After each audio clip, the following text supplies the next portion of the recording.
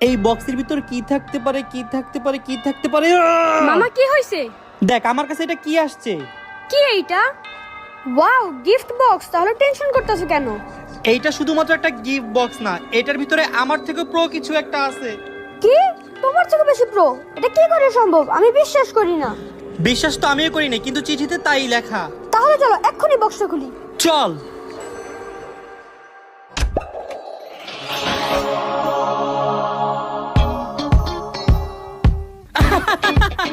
ও নাকি আমার থেকে বেশি প্রো। মামা এখন আর একটা উচিত শিক্ষা দিতে হইব।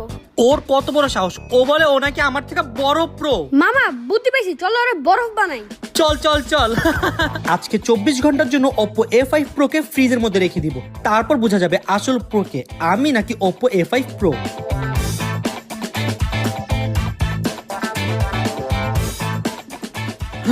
বরফ